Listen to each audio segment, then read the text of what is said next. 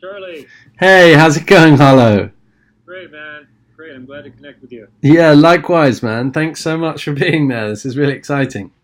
Sure, absolutely. Yep. Are you are you in the U.S. or are you in Europe right now? I'm in the UK. Okay. Uh, Yep. I'm just trying to see. Can you see me? No, here's my video. There we go. Hey, dude. Good to meet you. Good Yeah. to meet you too, man. Good to meet you too. So I'm here in London, which I'm not enjoying at all, really, because I used to live in a forest garden down in the south of England, where I had my green camp, and finally worked out how to make money putting it on Airbnb. And then when one of the lady I started it with was like, "What are you renting, subletting out my property?" I was like, "I asked your husband, who actually owns it and is the only one that does anything," and he said, "Yeah, it's fine." I actually asked you too, and you didn't respond because you don't read my emails. Anyway, she kicked me out. It was just like I had no agreement with them. I was just working on good faith, rather naively, and so I was kicked out. So I've redesigned all the green camp stuff, and yeah, man, I think the business model thing would be maybe relevant to you. So I just wanted to see what your vision was, and hear you out, man. Yeah, sure. Likewise. So maybe like backtrack a little bit on like the Navi Camp project you're working on. Is that no longer a project that's moving forward, or? So what I was doing was had the intention, right? How do I live in a way that is universally symbiotic, that doesn't hurt anything? So food forest, indoor farms, Mhm. tree nursery, have lots of people come down, teach lots of cool stuff, and build this camp as ecologically as we can. Natural building courses, stuff like that. And that was all going really great. I did every kind of course I could think of, meditation courses, vegan permaculture courses, eco village design courses. Nothing would ever break even because I think you really need to like specialize on drum circles if you want to do a drum Sure. circle to build up a critical mass, promote it, get people coming so that it pays for itself. Even Sure. I was trying to do loads and I learned the hard way that it would all cost me money. And in the end, the only thing that actually made money was putting it on Airbnb Mhm. because there were geodomes and teepees. I could have 20 Facebook engineers come down a night, and that was really good. So Mhm. I was also running around the world making these tests on a lot of claims of exotic energy devices, which was my sort of education into physics. Really, was like Yeah. working out. These guys say, "Oh, God is doing it for us," and this energy is coming from God, and doing a lot of reading about energy and nature, Victor Schauberger, stuff like that. Sure. Do you know Victor Schauberger? I've heard the name. Yeah. Okay, But I haven't. cool. Yeah. So it's all about how water moves in a spiral, then it cools down as the opposite of fire. It's becoming more organized, and the energy is going from outwards inwards rather than Yeah. inwards outwards. So I was trying to find groups that are working with that kind of energy, living energy, and that's how I met Ruben, who made Avatar. And Okay. he was like, "Hey, man, you've got a foundation you've created. You're going around testing all these devices with some great scientists. We've got Mhm. a TV show on the books, which is all about like instead of Dragon's Den with a panel of business people, it's Dragon's Mhm. Den with a panel of scientists. And all these Mhm. guys have to convince the scientists that they're creating any extra energy in the circuit. And through that, we did a couple of pitches to different filmmakers and stuff like that. And the long and Mhm. short of it is it never really took off. I ended up making a book about the best technology that I found, which is not Mhm. breaking any laws of thermodynamics. It's just basically harvesting and accumulating environmental energy from vibration in water molecules. So very tiny amounts of energy, but it was really beautiful theory. And thereafter, as we got to know each other and they saw us living in this camp, they were like, "Look, we got this idea to do a Navi camp, and we want to pitch it to James Cameron." I was like, Mhm. "Cool, man. What I think would be really good for that is work with Gaia Education, deploy a camp, and rebrand their Eco Village design curriculum, which is a Mhm. 4-week curriculum with social, environmental, worldview, and economic kind of aspects to it, modules, 1 week each. Yeah. Rebrand that so it's like your rite of passage to become a Navi member of the camp, learning how to live like sustainably. And we did a little concept paper. We pitched it to James Cameron, like, I don't know, it's 8 pages or 10 pages. And he was like, "I love this." And we wrote some emails out, got a good team together. He was like, "I love this. Looks like a great team. let me talk to John Landau, who co-owns the Avatar franchise, and they're both big investors in 20th Century Fox. Mm-hmm. And so he pitched. John Landau was like, "What? You know, I'm just a big meat-eating guy. I haven't gone vegan like James. Like, you know, show me your business plan. Show me that you're making money doing this." And so I literally went off for 6 months, like, I've got to do a business plan for James Cameron, and spent all my time in the library, in the New York Library, in the London Library, did this massive fucking business plan for like, right, here's, if we got an Avatar Na'vi camp, we're going to get the best ecological domes, we're going to get the best indoor farming stuff, we're going to pull together all the world's top luminaries in ecology and set up like the main one. Do it in New Zealand. I found all these landowners who were like, come and do it with us. Come and do it with us. Anyhow, I was like dying by the end of it because I was used all my money up in the process of like going out to meet people, got an eye infection, finally flew over to LA, had a meeting organized with them, and I made the stupid mistake of sending this like, 50-page presentation, which was like a little book to them. And it just looked like the most sort of like weird fan had just gone a bit kind of crazy. Whereas if I were to explain it and be like, look, I know these people, this is my like family friends, and these guys are like totally cool with us to do it. And I think if I'd met them, it would have been a little different. So anyhow, I got to LA. They said, sorry, we're not interested. I ended up in a ayahuasca ceremony. The house I was staying in was an ayahuasca retreat just down the road from James Cameron's, down the canyon. And afterwards, I was like, you know what? This is probably the best decision ever, because getting tied in with the whole, it would have been great. I'm not going to pretend like I completely not let down. But anyhow, so I went back to my forest garden and was like, okay, I'm going to do what my contingency plan was, which is Green Camp. So that is, I've got my camp here, and I started branding it as Green Camp, and I put it on Airbnb, and I started to make like £2,000 actually, it was a year later that I put it onto Airbnb. So then was when I started to make money. And I was like, now I can start up other camps. I went to Sicily, was talking to the Sicilian government about deploying a camp in their abandoned towns. And they were like, brilliant, we'd love to. I could pay to like do it. And then I was on meditation retreat. I got a call on my phone, and George was like, what's this? You've got your structures on Airbnb. Time is up for us. I want control of the camp. I don't want to do things having to ask you all the time. It's my land. She hasn't done anything since she kicked me off there. Wow. It's like, she's a very spoiled woman with a massive castle. She's the number one seat under the Queen, well, her husband is. And just like delusional, and she keeps divorcing her husband and getting back with him. Like, I'm just like, okay. So this has forced me. I've now, since I started designing these zones, I was like, right, I want to be able to deploy a green camp, but in a really organized fashion. So imagine the military was like, okay, we've got a desert over here. We need to have all the infrastructure for self-sustaining life support systems. So we need to be collecting water or recycling our own water. We need to be sequestering moisture into the land and accumulating biodiversity and biomass such that we can feed ourselves. So a net increase in biodiversity. So imagine if you're on a space shuttle to Mars, that level of sophistication about like, we gotta do it, otherwise we're gonna die. And that, I think then if we can do that on the smallest unit, which is a zone which passively collects water in the top part, a little indoor farming kit, but our curriculum which helps you to plant a food forest and kind of be a bit more self-sufficient.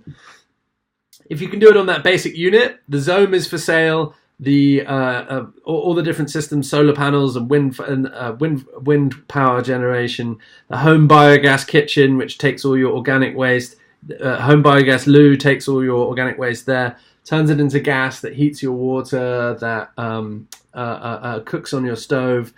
So we've got all these different modular things now, and so I made it in a business plan, pitched it to PwC, which is PricewaterhouseCoopers. Sure.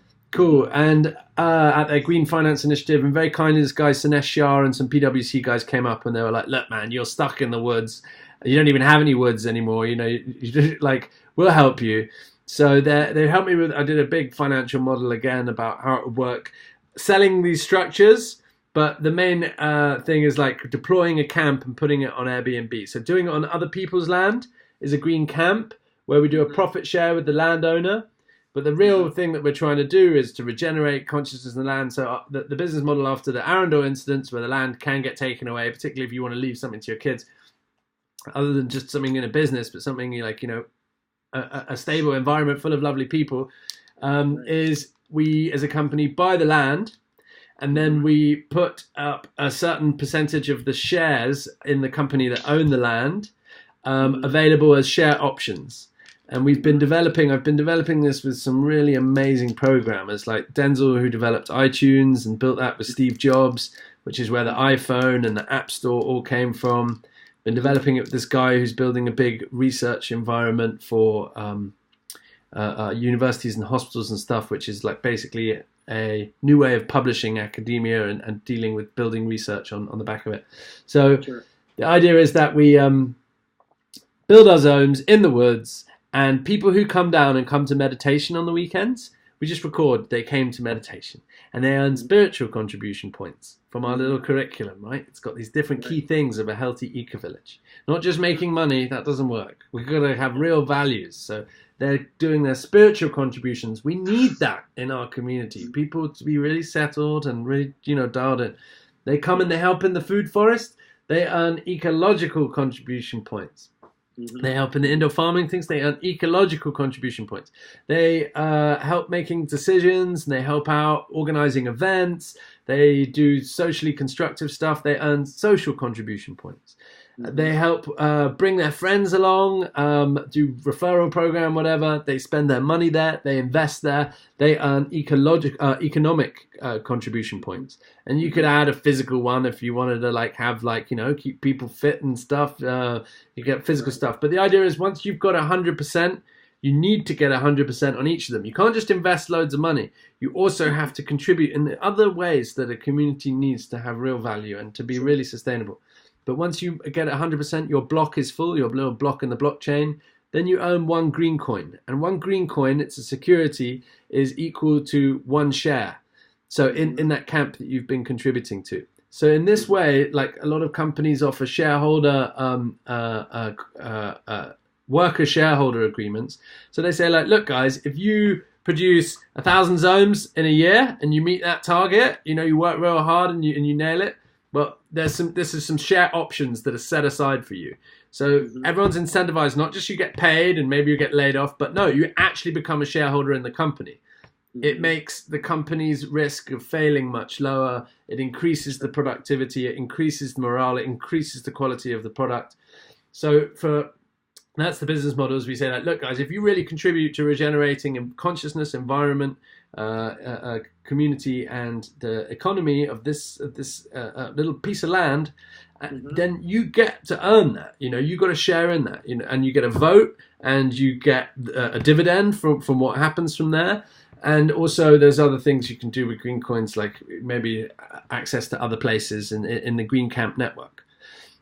So while I'm on this non-stop monologue rant without you having an opportunity to say anything back, I'll just try and say how I understood with what you've shown me so far, that the thing that would excite me most is like, okay, if you've got this place that needs redevelopment, we could get a company, create a new company like Green Camp, Sanctuary Mountain or whatever, and then that has a lease over an area of land or little bits of like stuff that's there and that you need to get built, and you become a shareholder on that, maybe like the majority shareholder by a long way, or like 99% of the shares, or whatever it works out in terms of our contributions. But for the stuff that needs to get done, then we maybe like 50-50 if the company's bringing on, I don't know, we just work that out stuff, whatever's fair. Okay. So then we say, right, here's a camp which has these plans to build these absolutely awesome sort of treehouse upside down teepee things in the woods on your plan, and they want to build a few other things here. People who are going to invest are going to get a bit of a shareholding, okay, but like we also need people to be contributing in all these other ways. So if people are coming, they're bringing their friends, they're helping grow the food forest, they're coming to the meditation retreats a few times a year. Like that's what we're advertising, is like now a certain percentage of that company is set up as share options for people to earn in that way. So the land can still belong to you, but we can, as a company, be have a long lease over certain assets on the land, with the right to renew, so long as we maintain that kind of like, we're here to regenerate and contribute. And if so, we keep getting the right to renew, you know? Right, exactly. Okay, cool. It's like setting up, I would say timeshares, but something similar to that, where it's like experience shares. Yeah. Where people are investing in the development of those structures, so that the structures are, go online and can generate, revenue and rental income, as well as attract people to build them, maintain them, grow food, bring their friends, make it a success. Like, like the better that this does, the better that I'm doing. Like, and the more that you come and you look after this place and you make it a real success, the more chance you got of earning shares in the company, and then the more your shares will be worth. Right. Yeah, because the more people are coming to rent the places out, the more income it's generated. Yeah, exactly. So one thing that resonated with me a lot was when you had sent me that Navi camp idea, or the transformational camp kind of hero's journey passage, is I had been developing a program like that here. It's still not fully developed, but we've been facilitating and coordinating and hosting different types of transformational retreats and experiences. And that goes everything from, kind of kindergarten meditation experiences to full, plant medicine ceremonies and Sorry, say that again. It goes from, what was the first example you gave? Like kindergarten, I call it kindergarten meditation. Like, like meditation 101. Yeah. Like teaching people like the basics of meditation, all the way to, plant medicine ceremonies and, higher dimension, transformational experiences. So whether it's with plant medicines, or just through other ways of reaching those states of nirvana. It's essentially like a platform or a place where we can create transformational experiences for people. And so that's something that resonated with me, because one thing that I've been doing here too is survival training. There's also obviously the yoga, the asanas, the adventure part. So there's a physical aspect to what we offer here in terms of like activating people. And I call it AIRS. It's activate, integrate, regenerate. And that's the program that I'm developing here. And it's essentially 7 levels of ascension that take you from being a human being when you come here to a multisensory being when you leave. And that is all through different modalities and experiences that people can have based on what they're looking to achieve. So if they're looking to achieve like higher spiritual growth, then we bring in facilitators and experts in that field to provide those experiences. If they're looking to achieve physical strength, then we can bring in fitness instructors or people who can help them with like getting fit and changing their dietary habits.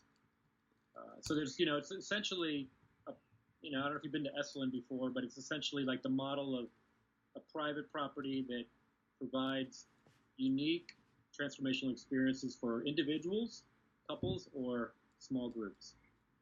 And in my case, sorry, can you say that name again? Same model as? Similar in the terms of like Esalen. How do you spell that? Escalen. Escalen. Where is that? I don't know that. It's in Big Sur, California. Ooh, cool. Yeah, they're the leader right now, I think, in like these transformational center, or one of them, right? Cool. So I'm inspired by them. I'm inspired by a lot of other places. So they're one of my inspirations, but in the sense that they're not an open door retreat center. You can't just show up and expect to get serviced. You have to apply. There's typically a waiting list. You can't just show up on the property and walk around. It's a very safe container for those that are there. And that's some of what I'm doing here, is to allow people to, like, if they don't want to be around alcohol or they don't want to be around nicotine, I can guarantee you that when you come here, you're not going to see any alcohol. You're not going to see people drinking alcohol. You're not going to see people smoking cigarettes or, using nicotine or drugs, for that matter. I mean, we do like, I'll be honest, we do like psilocybin ceremonies here. We do mushroom parties, but it's all very intentional, and it's done in a sacred way that we all are looking to achieve higher growth through the experience. Yeah, there you go. Yeah. I need it just to keep my head on my shoulders. Yeah, sure. We work with cannabis as well. But it's, my place isn't a party place anymore. It's not the kind of place I used to run it, 10 years ago when I used to do jungle parties with DJs and Molly and, alcohol and Molly? all that. Yeah. Ecstasy. Oh. We call it Molly. Okay. MDMA, basically. Okay. And MDMA, I think, can be used. It can be used in a way, especially for vets and for people who need, for post-traumatic stress disorders. But I think mushrooms, psilocybin works much better in that capacity, at least from the research I've seen. So it's more of like providing natural medicines here versus just a free-for-all. And a lot of retreats you go to, like yoga retreats, people think that they're going for the intention of doing yoga, but most people want to hook up with other people and smoke weed and drink alcohol. And so my place is not that, with the intention of making it more of a really sacred place for people to detox and disconnect from their everyday life. And so what you had written up in the Navi camp, like some of the modalities and some of the activities are really similar to what I had been wanting to, I've either been doing here or envisioning doing, or packaging them all into one sort of experience for people where they come and they want the kindergarten transformational, course. And that maybe is like no plant medicines, very limited, physical activity. But then you can have on the other side, like the extreme, kind of like spiritual ascension, all the way up to maybe 5-MeO, where we can serve people, the frog medicine and send them on a serious journey and make this place this place I built it as an ascension portal. So it is, primarily focused in that capacity, bring people here, like I said, as a human being, and they leave as a, multidimensional spiritual being.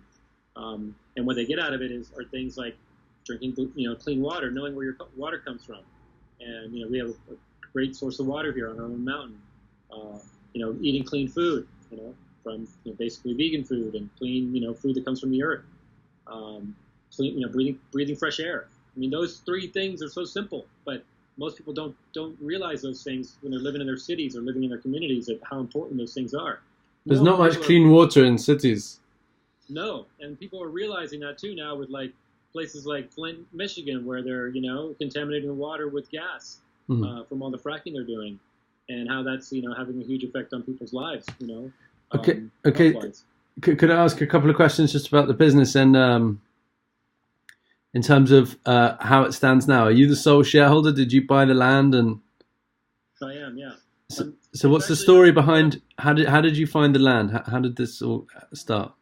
Yeah. So good question. When I was 25, which was about 21 years ago, I embarked on a vision quest, on sort of like a spiritual journey to go find myself, and I backpacked from Mexico to Costa Rica for 2 months, and I visited as many pre-Columbian sites as I could, like Mayan, Toltec, Zapotec, Aztec, all the Mesoamerican old sites. I was really fascinated by the art and the culture of those cultures from a couple classes I took at college, and so I just got a backpack on in between semesters, and it was a summer vacation, and so I went on this quest. I'd broken up with my last girlfriend, and I was kind of like heartbroken and needed to go find myself, really. And so I went on this trip, and while I was in Guatemala on the backside of a temple, I had this epiphany of building a place like this after having visited a few places and hearing about Esalen and going to some other kind of permaculture farms and these community eco villages that had been growing in Mexico and in Guatemala that I visited. And so it gave me this inspiration and this insight to want to create a place in nature where I can bring people from around the world and inspire them to create change in their lives through what they ate, what they drank, the experiences they had, from adventure to spiritual growth, right? And I didn't know it was going to be here in Costa Rica, and I definitely didn't know it was going to be here at this property. But I started embarking on that journey to find the place. And my father was born here in Costa Rica, and my sister and brother had relocated back here. back in like the early '90s, and so I started visiting them. In fact, on that trip, I ended up going to Costa Rica. That was my last stop, but I only spent 3 days because I had spent most of my time in Mexico and Guatemala, and I did a dive certification in Honduras, which took some time. So I ended up only having 3 days in Costa Rica, but I came and saw my brother. He was living here at the time, and we only spent the 3 days in San Jose and in the immediate area. So I didn't really get a chance to like experience what Costa Rica was like, even though my father had been born here, and I grew up in El Salvador. I grew up in El Salvador till I was 15. Wow. So I speak Spanish like a Latino. And you know the area. Yeah, and I know Wait, is El Salvador's like the local town, isn't it? No, El Salvador's another country. Oh, what's the name of the big town near you? San Jose. Oh, sorry. Yeah. No, El Salvador is its own country. You got Guatemala, you have Nicaragua, you got. What an idiot! Sorry. Right. Anyway, so I grew up in El Salvador during the Civil War in the 70s and 80s, and that gave me a perspective as well on just like what struggle was like as as just a human being trying to get basic human rights and human needs like water, food, shelter. I grew up a privileged kid. My father had money at the time, so we lived a pretty good life. But over time, my father lost his money, and we all were on food stamps. And I've gone through all that. I've gone through, from wealth to poverty now to somewhat on the lower middle class. I would say I am right now because I don't make a lot of money, but I assume people perspective-wise would think I'm a wealthy person because I have a lot of land. But I have nothing in the bank. Everything's here. It's all, on the property. So anyways, backtracking, I started visiting my sister. I started coming to Costa Rica more because I realized that Costa Rica was a place where I could actually create this dream and vision that I had. And every trip I come down, I come and visit my sister out here because she's been living out here for 20 years. And so after the third trip of being out here, I really fell in love with the area and realized that it was the right place for me to create my, back then it was just going to be like an eco lodge, and the spiritual part really, the spiritual transformational part came in later, years later after I grew spiritually and had different experiences with plant medicines that, I've incorporated more of that into the overall experience of what this place offers. But so that's kind of how it happened. And I put down $10,000 in cash that I had taken out of my retirement account that my mom had helped me set up, and I liquidated that, put down the down payment in cash, and then I financed the rest with credit cards over a 3-year period.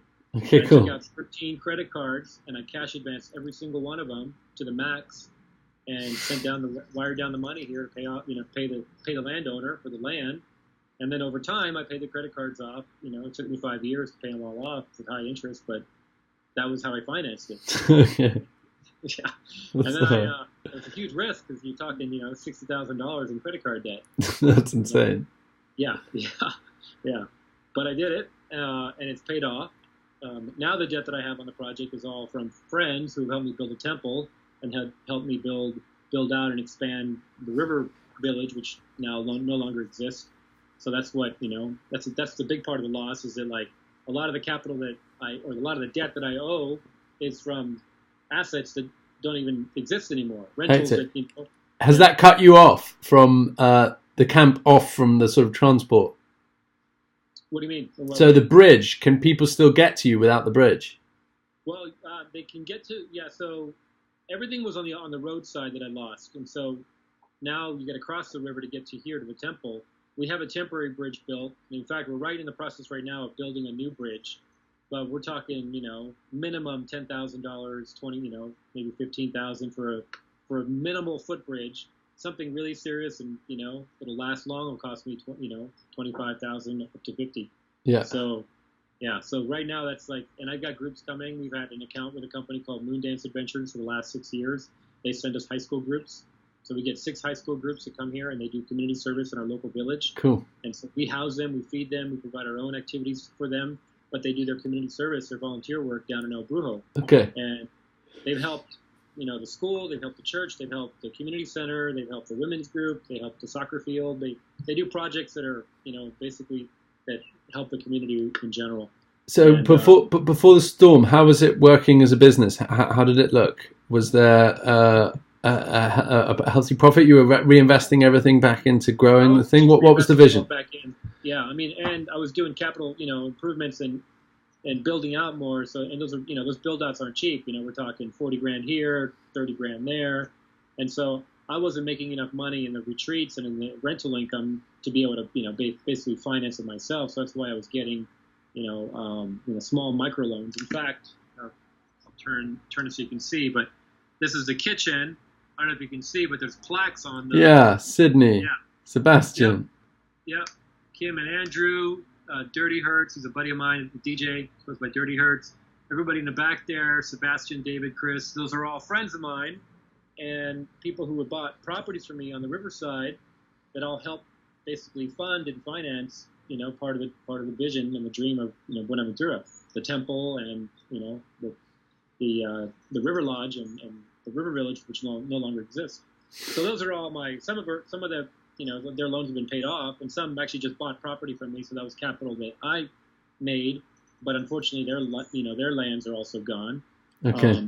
So it's been a loss not just for myself, but for them. But we're all still alive, and we all see that there's when you lose something on one side, you gain something somewhere on the other side, and so we're looking at how we can make this a positive transformational change. Okay. Okay. Right? So the interest that you had was in the kind of programmatic side of things, right? Was there anything? Because at the moment, what it looks like we're strong at is the sort of infrastructure side of things. So I've designed these zones. We've got the bioplastic, which is pretty revolutionary in that it's 100% non-toxic, and it allows us to, what we want to be good at basically is to be able, maybe we're practicing at festivals and things. Glastonbury, for example, wants us to do the VIP area. Maybe not the VIP area of the main stage, but a VIP area of one of the stages. I think the Shambhala area. So we deploy a green infrastructure where, it's as off-grid as we can get it, as an example of like, hey, this could literally stay here non-stop, and as long as people are good gardeners, they're made. This is now 100% off-grid, and if they want to make more, that's the clever bit about what we're doing. Is you have a big pond, throw your poos in there, blooms algae, collect the algae, saccharise the algae. We make this bioplastic. This is not bioplastic, but we make the bioplastic panels. So I'm doing all testing at the moment to see how strong they are, and that's the kind of. Sorry. Are they magnesium oxide? So they're made out of the algae sugars are broken down into starch is broken down into sugars, carbohydrates. Carbohydrates are turned into hydrocarbons. Those hydrocarbons are made into polymers, and then those polymers are with a little bit of extra chemistry that's all non-toxic, developed into a thermoforming plastic, so you can heat it and thermally recycle it. The heating cycle and curing cycle is what gives us its strength with these multiple crystalline phases. So it's 140 degrees stable. But I mean, for us in the north, where I was living in a teepee, it's very wet and damp, and you get sick. So building a structure like one of these zones, I've given them all. Are they manufactured in the UK?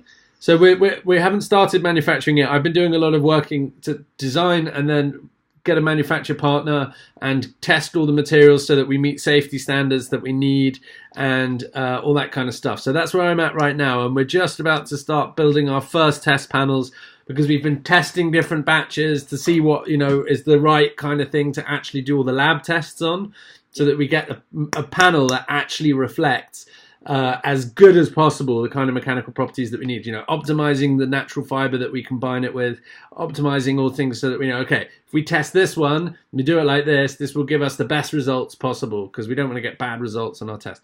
And it's all expensive, and I'm financing it myself. So then the manufacturers are a super yacht manufacturing company. So for us at the moment, in terms of programmatic stuff, my feeling is if I can build a camp, then if you build it, they will come. Then I'll have a space to focus on the programs.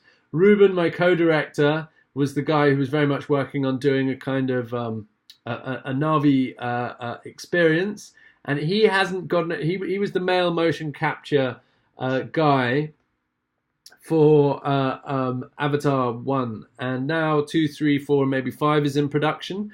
and he hasn't been rehired. But he still does know them all.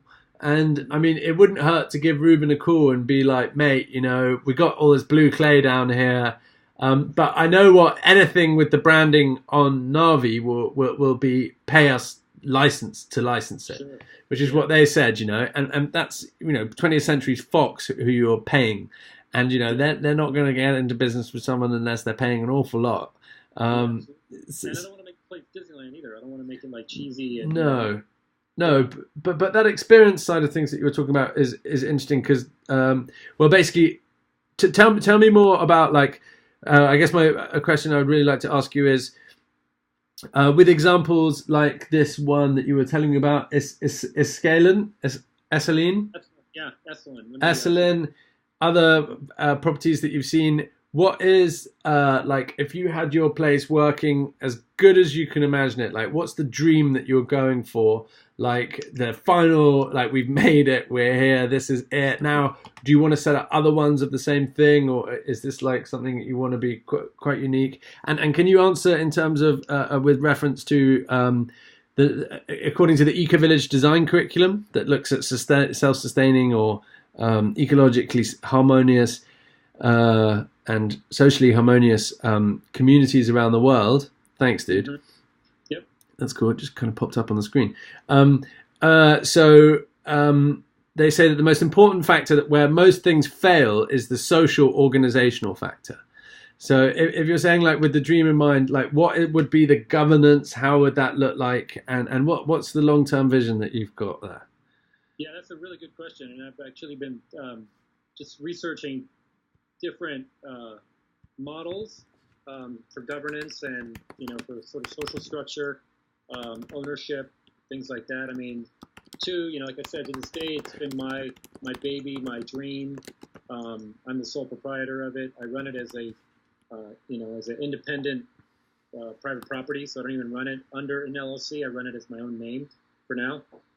That might change as I grow and make it bigger, but for purposes of just like staying under the radar from taxes, and I haven't made enough money to really, be worried about that either. So it's sort of like when I reach that level, then I'm like, okay, then I'll do it. But I haven't, I'm not like a full-fledged, corporation or LLC where, everybody that works for me, like the gal is here right now, she's, I contract her, and so she basically has her own cleaning company versus hiring her as an employee.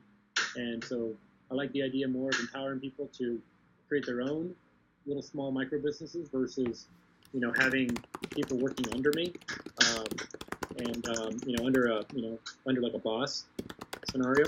So that also is just good for me in terms of like overall, overhead and liability and all those things. I don't have to put a lot of time and money into managing a whole staff. Now, that might change over time as this thing grows, but it might still be where there's like a model where there are small micro businesses that are contracted out, property management or housekeeping or, marketing. So it's not necessarily, they are empowered so that they can make more money marketing my place, but maybe they're also marketing it for other retreat centers and ventures. And so they're not limited in their growth and what they can, with the abundance that they can make, with their energy and their effort. So, yeah, I'm open to different, scenarios. I'm not tied to just one type of model. I know that with the new paradigm, there's a lot of different models opening up and, different structures and how that works.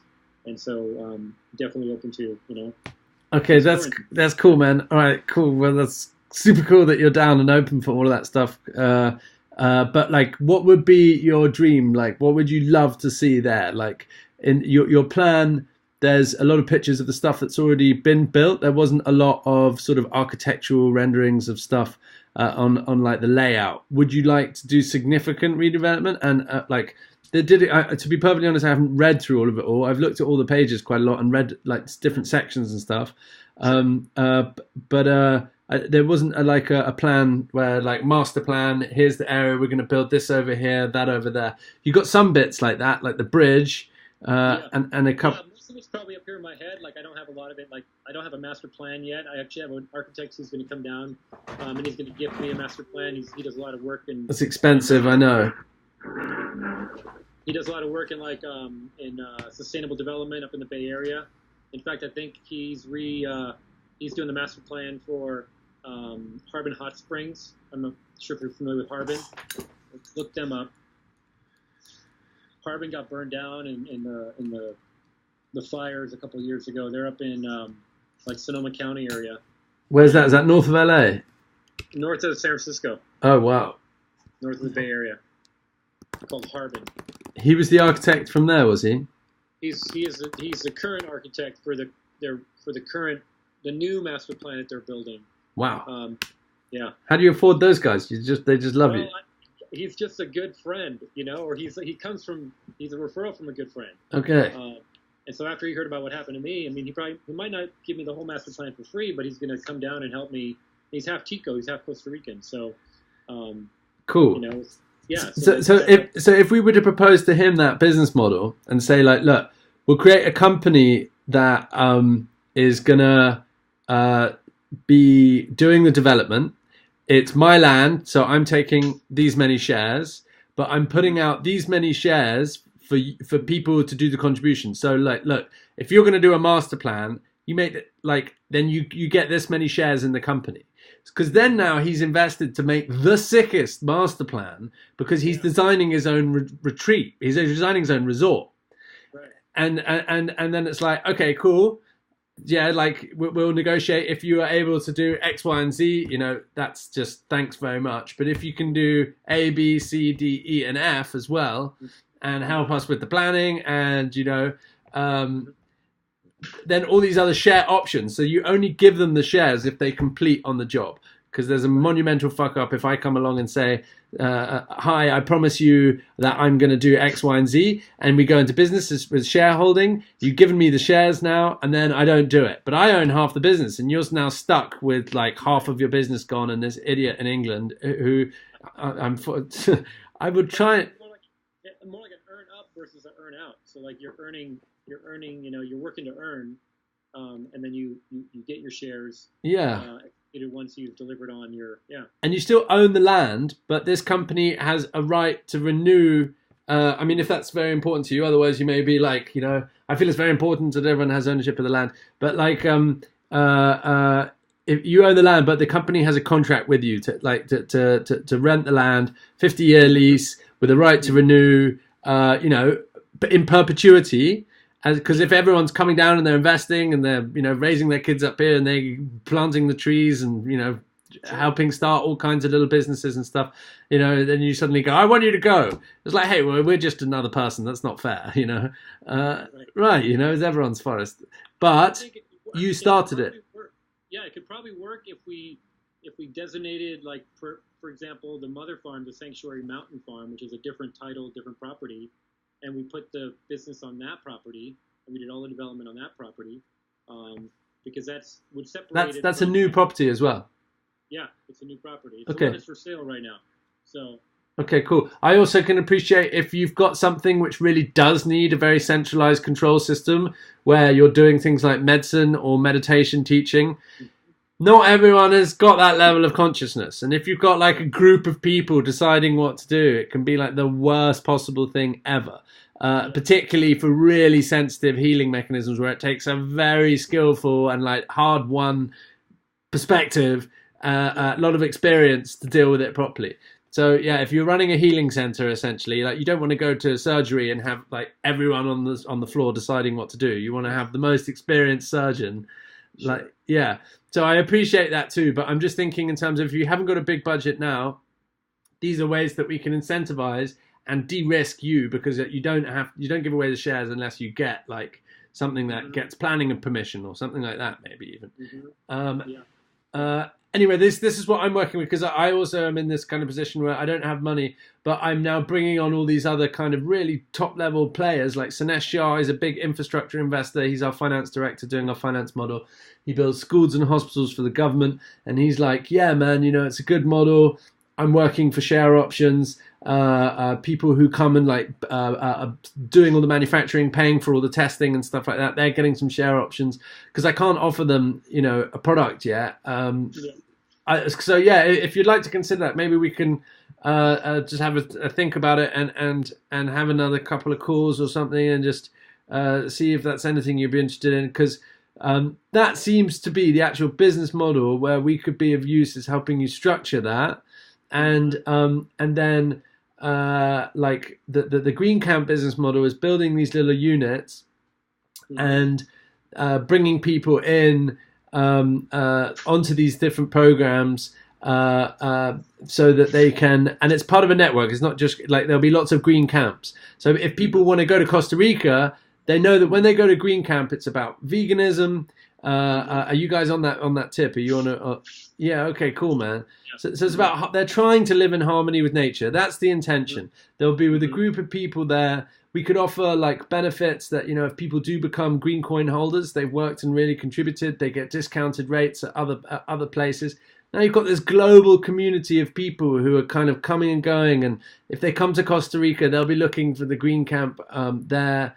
And that's the long-term goal. I'm really at early stages now, so I can't promise you anything, but like, I had a question for you about crypto. Are you doing anything with crypto or creating like a crypto? So that's our green coin. Exchange? I've got like, so I went on meditation retreat recently in September, and the only person allowed to talk really is the teacher. It's noble silence, and he would be asking us questions, and he's always picking on me with stuff, and so the guy in the back of the room is this billionaire, Joey. And I'm like, hey, but it's fine, if we live with like this indoor freight farm system and we do this. And Joey is like, I know freight farms. And we keep like, when we're supposed to be like quiet talking. And afterwards I find out he's like owns all these skyscrapers in Chicago. And he owns these big old converted like macaroni factories, which he's turned into these sort of artistic communes where hundreds of companies are there. And he's like such a believer in people. He really believes in you and has such a big heart. And he's like, dude, I love Green Camp. If you create a green coin, then I'll finance it with my friends. Like it's nothing for us, but it would really help you get going. But that's your challenge, is make the green coin. So I've been talking to all of PwC's lawyers. I've been talking to all of his programming guys who are like, Maya, my integrated research environment, is being built on a blockchain to solve the reproducibility problem in science. I've become best mates with this guy. I have a weekly scrum meeting. He's building this incredibly beautiful and simple but infinitely complex system for you can do your research, build up your hypothesis with hyperlinking to all this stuff. Then you apply for a grant, you do your research, collect all the data, and the final publication goes back into this system where it's all like everything's interactive, where you can get to your data. And $1 trillion spent on research in the US every year. 85%, 850 billion dollars worth is unreproducible. For 2.5 billion, his system, if you did all that research on his system, solves the reproducibility problem. Like he's got the FDA giving a talk. So I've got these really high-powered, what I'm trying to get at is really high-powered cryptocurrency guys, because they're all writing this software on the blockchain because it's kind of becoming standardized coding platform. And they want to help finance our camps by saying like, right, we are now issuing a whole load of coins, and you buy these coins, and these are being used to buy the land. So your coin is backed actually by a real asset. And we only mint coins when we want to buy a new camp. And that's decided democratically by the camp members. So once you've got a green coin, you're a voter. And you don't just have to buy a green coin, like in these sales, but you can earn a green coin by coming to Green Camp. And then once you've got a coin, you can vote. So like mining, but physically mining. You're like actually putting you to work to do something. Yeah, so the mining aspect is a way that we would need to have a mining thing, but the coins would be won really easily, mined really easily. But we control the supply. It's not like we just mint coins. You can't mine new coins. There will be processors that are running blockchain hashes to keep it secure, but they won't be a very high difficulty level, because we literally just want immutability, so that it can't be it's secure, but we only issue as many coins as we need to buy new land. So we say, right, 10 million coins being issued so we can start 10 new green camps. First things first, I need to build my bloody zones. Maybe these things don't hold together, they leak, they fall apart, and no one likes me anymore. Okay, so you've got to just ignore me a lot. Okay, right. But if I do get the zones working and they do start working at these festivals, and I can start putting up in campsites at people's places, then okay, now the programs can start coming online. We can put. Built like a dome? Are they built? Yeah, they're like, if you look on my Facebook profile, all my photos of me are just like all my designs and prototypes I've been building. It's like this with a pointy top, like a pine cone. But then there's smaller ones and they all fit together in different ways. So look at my pics on my Facebook. Yeah, I was looking through your presentation too that you sent me there. Oh yeah, cool man, cool. Yeah. Okay, cool. So Glastonbury wants them, a few different places want them just because you can really quickly set up a camp with a lot of beds and it's cheap, and okay, that will pay for itself in a few months. Like, and if you have a couple of weddings there, it's like it's really great way to earn some money, and you can start doing meditation and yoga, and all of a sudden you've got a facility, cheap, quick. Like a great, like you said, a great Airbnb unique experience too. Yeah, exactly. The climate thing for where you guys are is not so relevant, but what I saw in your presentation that was amazing with those upside down teepee sort of tree. Yeah, the hooches. Yeah. Dude, they were so cool. I think those was just really amazing. A little bit of beef with using such big trees to make them. Like that's killing a whole big tree. I mean, but they're typically made out of bamboo, and bamboo is a renewable. You can make them out of bamboo. Is that what they make it? Okay, problem solved, man. Okay, cool. That's far out. So, man, I would love to try and support what you're doing, however we can. If you're keen on having some more chats about using that business model approach, Sinesh can maybe get on the line with us. Yeah, maybe, I don't know. It's just, I don't want to push you into anything. Let's do that. Let's get out when we get off the next couple of days. Like send just like a kind of a bullet point of like some ideas on like how things could work.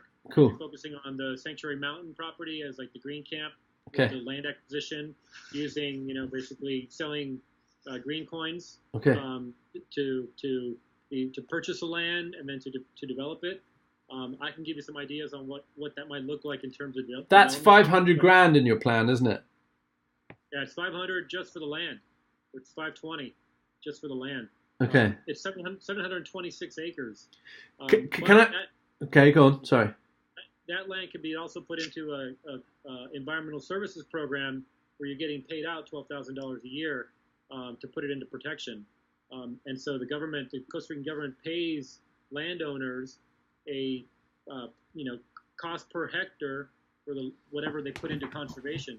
And so a big part of that is primary rainforest, which can't be developed anyways. There's only small pockets that could be developed in that property, which makes it really nice and attractive because you don't have any neighbors around you. You have just like these walls of rainforest, and so it's a really nice, enclosed, secure property where the main developable land is. But you have all this forest that you can monetize by. Hold on. The, environmental services Sorry. Here. Hold on. It just broke up. Can you go back to you have all this forest around you which you can monetize?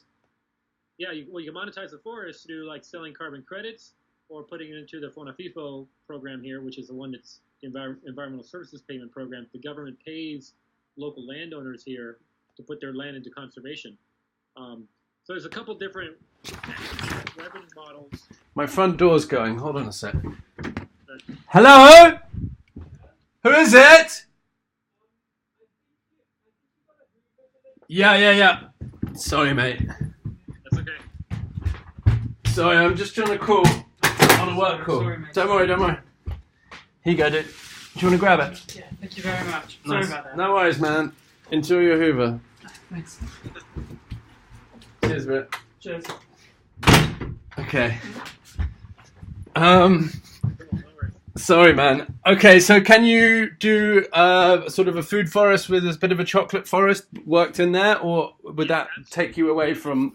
No, you can, and the areas of the property that are currently cleared for cattle can be reforested with food, and those can be included into the conservation program. Yeah. And so yeah. Yeah. And so you're getting paid to protect, you're getting paid to grow food on those parcels, because you're growing carbon and you're growing trees. Okay. Yeah, I have an environmental services lawyer here that I work with, and I can ask her what that would look like as far as like how much we could generate in income just off of the environmental services payments, how much we could generate on the reforestation program, and then we'd mix in the hospitality, the Airbnb, rentals. It would be like a little sort of resort kind of thing if we were to do a plan there. And we could do it super high end, or we could do it, medium end. I think accessibility is the key now, and also like to make things simple, really close to nature. Like that's the thing which is like so sophisticated.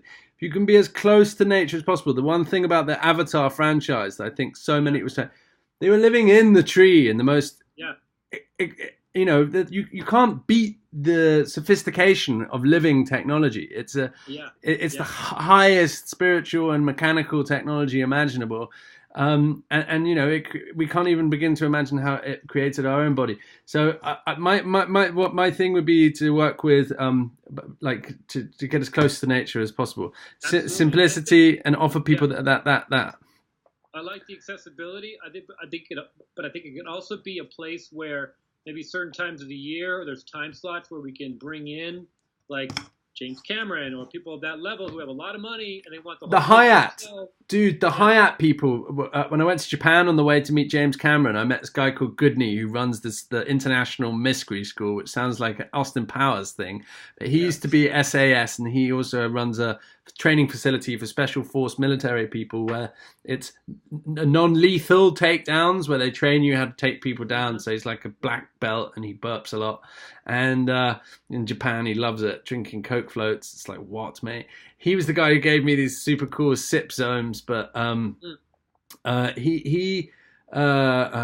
bollocks, I can't even now remember why I'm talking about. I've gotten so distracted. So yeah, I remember now. I remember. So he took me to the Hyatt Hotel tower, 5-star tower, and he's like, look, I know the guy lives here. He flies in his helicopter every day. If James Cameron wants to come, then he rolls deep, man. He rolls with a deep organization. He will need a 5-star accommodation with all of the amenities that are available there to be able to function at the level that he functions. Like, so we were talking about having 5-star areas and B&B areas, and like creating some kind of interface where that all comes together. Now, in my kind of architecture with my zones, like as far as I'm concerned, that's like a 6-star accommodation because it's a biocomposite thing with living things growing all around in a food forest, and you're living on, tuffets just completely bioelectric charged good stuff. It's my little pyramid. Yeah, man. But that's what I'm trying to create, is a really beautiful space. So yeah, I think that transcendent kind of quality about the higher ideal of the place that caters for all kinds of needs is really, really cool. Because you can have both, and the B&B or what I call regenerators, or your volunteers, the ones that are going to be the ones that are working for their shares, they can be helping support those experiences for these like high net worth individuals who they need plant medicines, or they don't necessarily need it, but you need this, son. or they just need to get away, and they just need to get up, they need to get off the cocaine, or to be part of a community of people that are just there for something like, not just there for the coke and the cars and the and be able to bring them here, helicopter them in. I mean, it could be like Hallelujah Mountains. Literally, it's like the Sanctuary Mountain reminds me of Hallelujah Mountain. Do you know the Lilium? I'm really deep in the Lilium development. It's a drone car, but it's got wings with the 2 at the front, which is really stable for steering. They're full of electric jets, and so it takes off with very little power and then flies. But because it's got wings, it's much more efficient than just using all the propellers of a drone. So it's got like 250-mile range, and it's got batteries and a 4-seater car kind of thing. Lilium. So we could people could fly in their jets. Like let's theoretically speaking, let's say we've got a high net worth client like James Cameron or someone like that, and they fly in their jet to Costa Rica and have one of these little drone vehicles. Pick them up and take them straight here. Straight to drop them right into the jungle. Drop them right into Sanctuary Mountain, which is like Hallelujah Mountains. I mean, literally, you feel like it's like fog and like beautiful huge trees and. I mean, you wouldn't believe it, dude. It's like it really is like that, and you can have a really sick, like lodging experience for them. Yeah. And then depending on what their what kind of transformational experience they wanted to have, we would bring in facilitators, shaman, healers, whatever, and a whole they could have a whole 1 week experience, charge them 10, 20, 30 grand for the experience, and that could be a really great part of the revenue model, or a great part of the way that we can create income for making this thing continue. Okay. We would need many. I agree. And Lilium, I am just crazy about. They expect to get something commercially available by 2025. So I wouldn't peg. Nice. In the meantime, we probably just use choppers, or we use what we had to, Okay, yeah. So how long does it take to drive from the airport to you? Too far, like 5.5 hours. Fuck. I mean, it's possible, but it's far. So when people come to Costa Rica, like from London, and they come on holiday, where do they go? What are the hotspots? They mainly go to Arenal, Monteverde, Santa Teresa, Manuel Antonio, and Jaco. And maybe they'll go to the Caribbean side too. I'm looking at the Lilium, yeah. Really cool. Yeah, nice. man. Yeah, that's sweet, dude. That's like Jetsons in the jungle. They just got the guy that designed the P1, the fastest ever car ever made by a long, long way. Who designed the Mini, the new Mini? He designed the BMW i5. They got him as the head of design now. He's like, I've designed all the best cars in the world. This is the next step for me. They are. Yeah, I really think it's the future. And if we start buying pockets of land that are inaccessible now. And there's no value in them at all because you have to drive in a car for 5 hours to get up the mountain. Then it takes 20 minutes in a Lilium. Yeah, I mean, you could theoretically take a small puddle jumper from San Jose Airport to Quepos, and that takes an hour or a 30-minute flight, and then from there it's an hour and a half to get to my place. So why did you choose this place that's up there? What's the specific reason about this? The same reason why people go to Burning Man. Okay. The same reason why people go to really far remote places, to really disconnect, get away, and really feel like you're super immersed in nature. Really, it's completely out there. I don't hear anything here. I mean, I am, I've got neighbors a little further downriver, but this is probably as close to nature as you're going to get. I'm up against a 150,000 acre forest reserve. 40% of my property is inside of a forest reserve called Los Santos, which means the Saints. And so I picked it because I wanted that remoteness, but I also knew that there are ways to get people here quickly. I mean, you could raft in, you can horseback ride in, you could drive in, you can mountain bike in, or you can helicopter in. So my idea is you helicopter in and you raft out, and that could be one type of experience that we can offer people. That's far out. So accessibility is a bit of an issue though in terms of thing, but that's the same. In lots of places. I'm only an hour and 15 hour and a half from a major city that has big hardware stores, banks, hospitals. It's okay. So I'm not that far from getting things out here to as far as resources that we need. Okay, so if you were going to build anywhere in Costa Rica and you had a budget of 10 million, where would you build? I would build out in this valley, or I'd build maybe in the Osa Peninsula. What's that? That's the one by the Caribbean Sea. By the Corcovado National Park. No, down south. Okay, what's that called? Osa, the SOA. Yeah. Type it in. Yeah. The Osa Peninsula. Okay, well, maybe you can show us some other good spaces for green camps. But the reason I just ask, I'm glad you said in that valley where you are right now, because yeah, man, it's yeah, man. I just that you have to try and as a package. I'm thinking of trying to sell it, And it's like, if you say, this is in the #1 tourist destination out there, it's already got a huge footfall. People are coming. We're now creating a space which they really need and want. There's a demand for that kind of stuff there. It's great. It makes it a lot easier. So I am only an hour and 15 minutes from probably the most popular beach town in Costa Rica, which is called Manuel Antonio. Okay, so you're only an hour away from the beach. Yeah. Taking the coastal road. If that's Manuel Antonio, that's the beach town. Yeah, I checked on Google Earth. You're not that far away from the sea, are you? No, I'm not. Major town. That's where I get all my materials. Is in San Isidro. That's where my lawyers are. That's where the banks are. Clinics, everything. Hardware stores. Manuel Antonio is ranked like one of the top beaches in the world, or it's like the most beautiful beaches. It's got multi-million-dollar homes on it, lots of vacation rentals, and lots of zip line courses there, rafting. They actually raft my river, but just downriver. They don't come up this high. Some of the companies do come up this high and do a 2-day. There's look this up, Rafiki Safari. Google that. I think it's actually www.rafikisafari.com.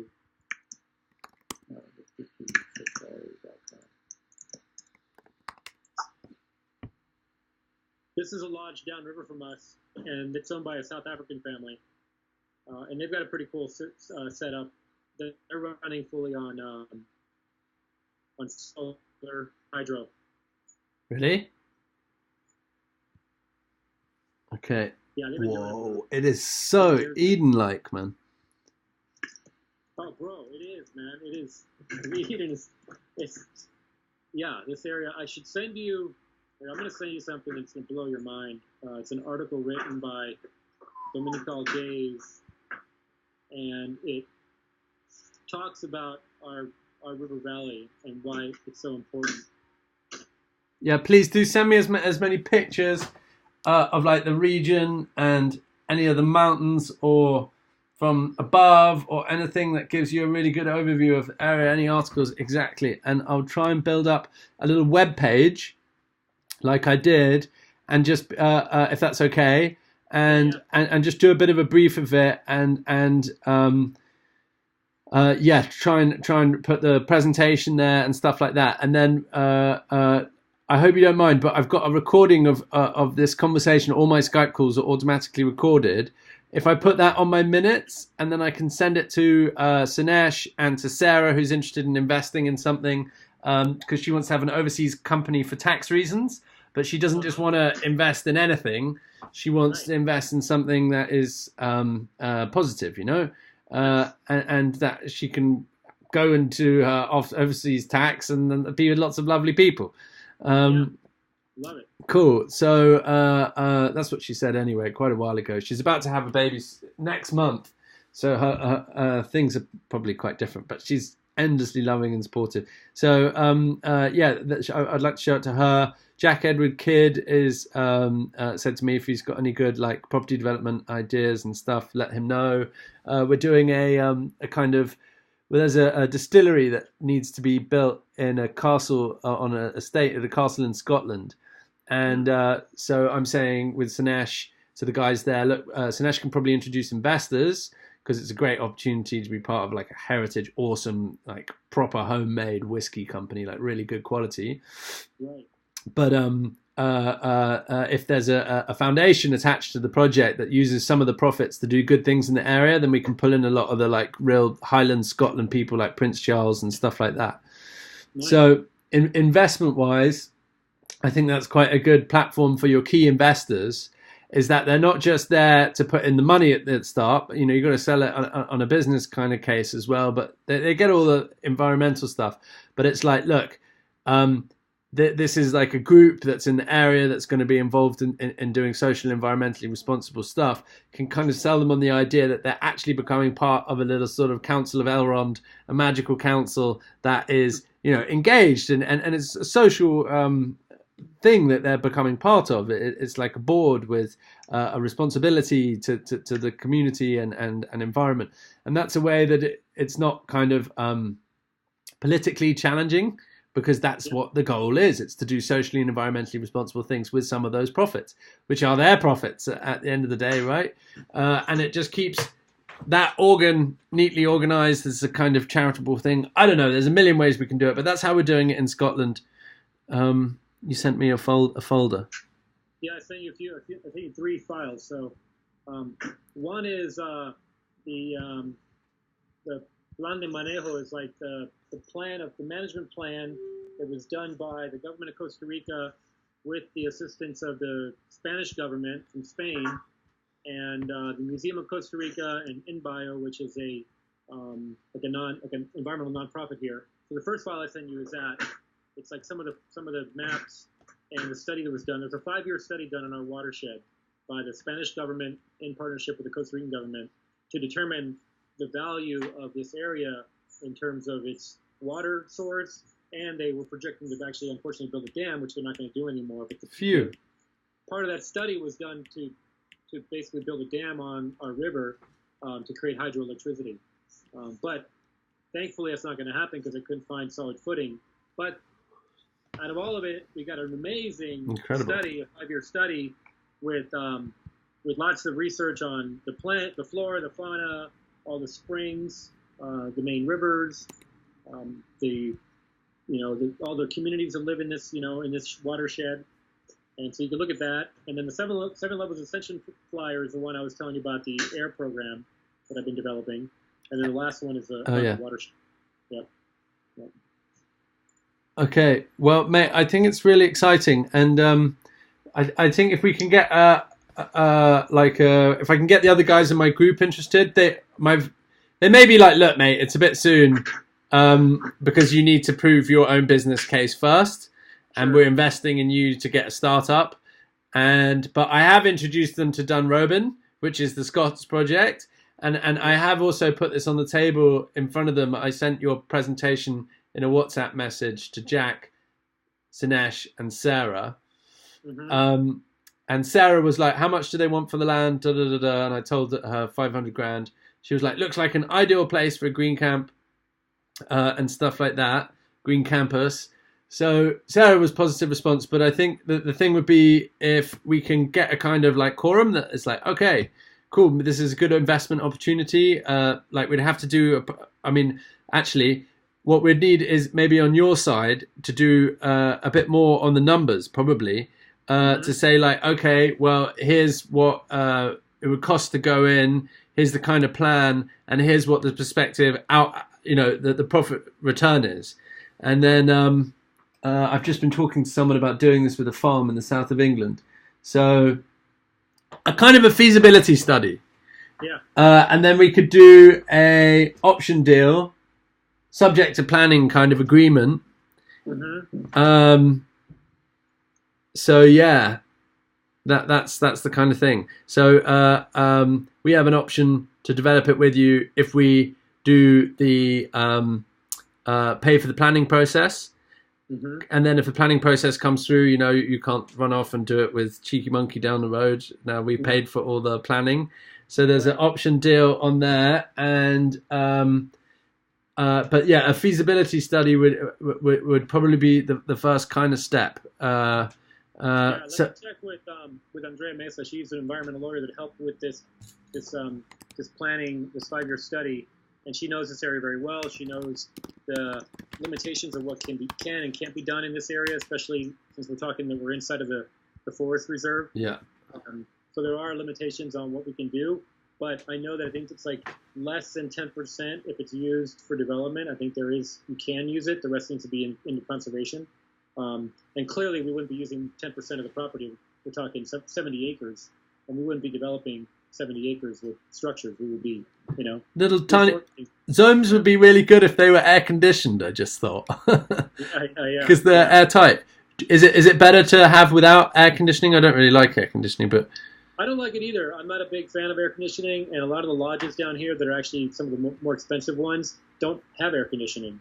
Like, for example, down in the Osa Peninsula. I mean, I imagine some do, but the whole purpose is you want to get out of artificial air. You want to be in the natural air environment. And so there are probably ways that you can create airflow and cooling without having to use artificial air. Whatever the indigenous structure that's emerged out of that region will probably be the most sensible, won't it? Yeah, what do the indigenous people from before the colonialization live in? Well, they use thatch roofing. They use just basically like a thatch roofing. On the floor or up on stilts?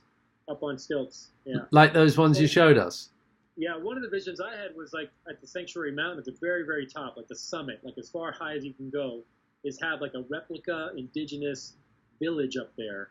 And so you start here at the river, where we start off as a human being, and you end there on your 7th night as basically a multi-sensory being, not wearing no phone, no watch.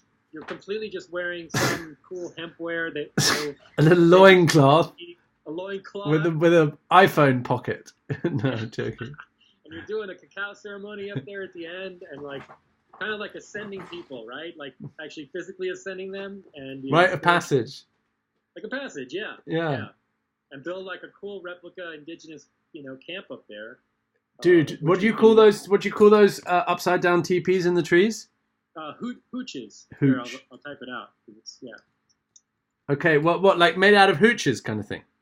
Yeah. Yeah. It could be made out of hooches. It could be off the ground. It could be totally, totally safe and screened in, and How about when the storm comes? They would have to be really tied down. Those things. Yeah, they have guidelines to tie them down. Okay, so and I mean, I noticed in the structure that one was kind of freestanding, but you would only need the sort of the upside down teepee, and then you tie them to trees, and then you have passages going from one to one. Dude, Sarah was always going I just want to live in the trees. I want to have a treehouse one. Why don't you do a treehouse one? So okay, I'm gonna come back and be like Sarah. And I got builders here who can build that stuff. They build them actually in a warehouse, and they bring them in a kit, and they rebuild them here. Okay, we may probably have to design it specifically for the site, just to give it that yeah. If we got bamboo, it's silly not to. Do you know John John from the Green School? He has the bamboo thing in Bali. Yeah. They're architects. You just hang out at that. We could go to Bali, hang out at their place. They literally teach you, dude. This is really simple. You just go with it. There's builders here who went to that school and learned, and now they're building here. Okay, fine. But I mean, just like a kit. Kit's great. It means they've got it down. But whatever. It sounds like we can't really go wrong. Right.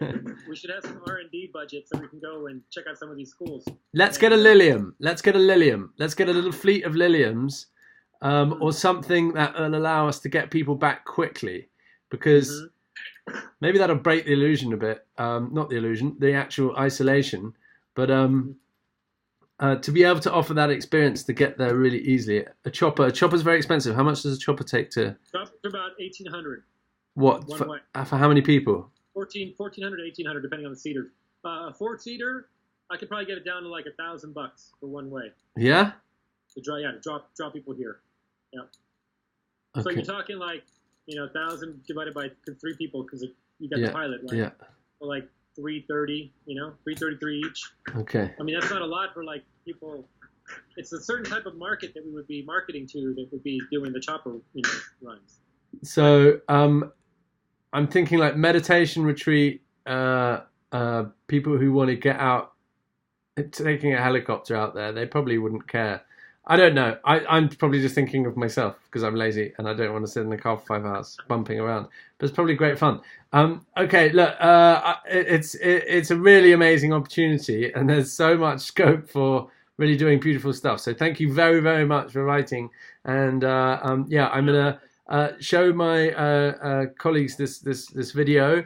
I'm gonna type up some minutes of our chat and probably type that into a sort of a web page. Where I can be meeting 1, we discuss these kinds of points. Sure. Here's the video, here's some clips, here's the thing. Make a kind of a web page out of it.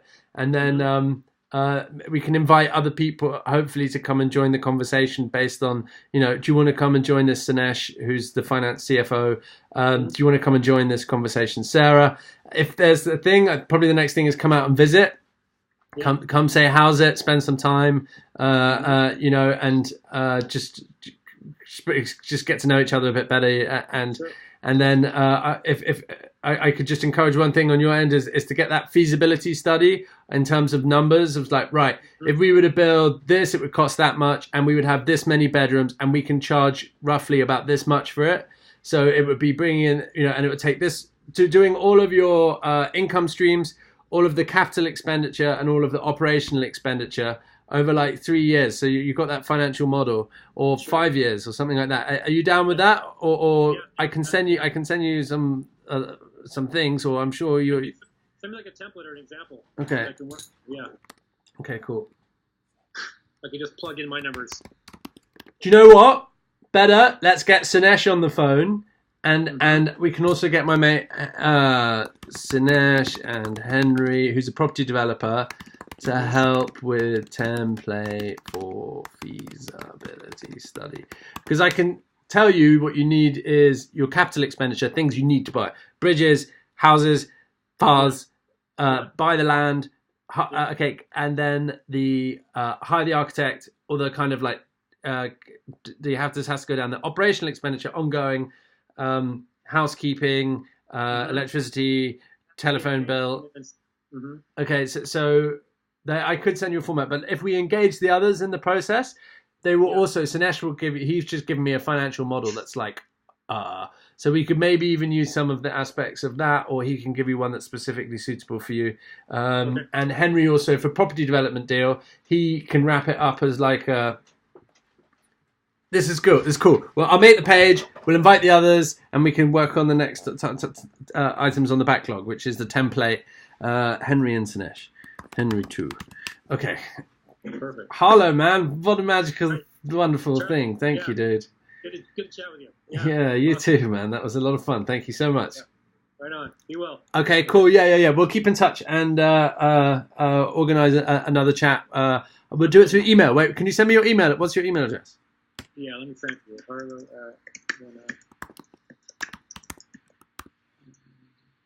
Okay, there you go. Thanks, dude. Okay, so now I have to sit down tomorrow and just type that page up. And then it's easy peasy. We just keep adding to the page. There we go. Okay, lots of love, man. Thank you so much. Thank you. All right. Okay, peace. Bye.